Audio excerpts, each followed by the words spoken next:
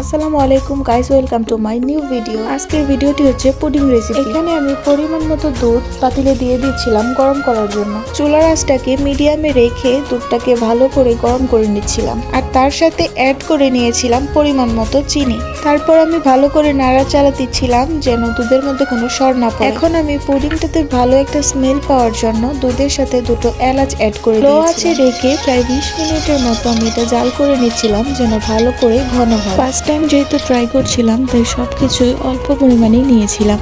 তাই পুডিংয়ে দেওয়ার জন্য একটা ডিম ভেঙে নিয়েছিলাম। ডিমটা ভাঙার পর এটাকে হ্যান্ড উইচ দিয়ে ভালো করে ব্লেন্ড করে নিচ্ছিলাম যেন শক্ত কোনো আবরণ এটার মধ্যে না থাকে।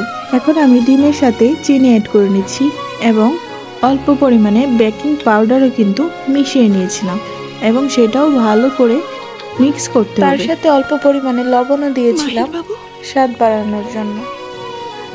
মিক্সিং শেষে এখন আমি ক্যারামেল তৈরির জন্য একটা কড়াইতে চিনি এবং তার সাথে অল্প পরিমাণে পানি এটাকে 2-3 মিনিট লো আঁচে জাল করার পরে এরকম সুন্দর একটা কালার চলে এসেছিল। পুডিংটা যেন স্মুথ হয় সেই জন্য আমি জাল করে নেওয়া দুধটাকে ভালো করে ছেঁকে নিচ্ছিলাম। ডিমের মধ্যে দুধ দেওয়ার পর তা ভালো করে আবার মিক্সিং করে নিচ্ছিলাম।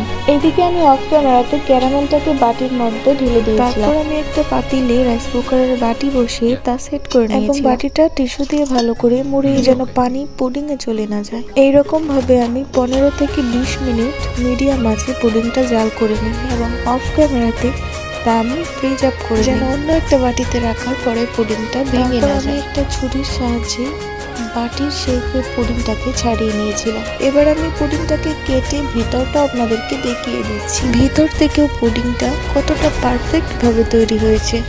তো দেখতেই পাচ্ছেন মাশাআল্লাহ পুডিংটা সুন্দরভাবে তৈরি হয়েছে, আর এটা খেতেও অনেক সফট এবং মজা হয়েছিল। তো গাইস, আমার ভিডিওটা যদি ভালো লেগে থাকে তাহলে একটা লাইক, একটা কমেন্ট এবং সাবস্ক্রাইব করতে ভুলবেন না। টাটা।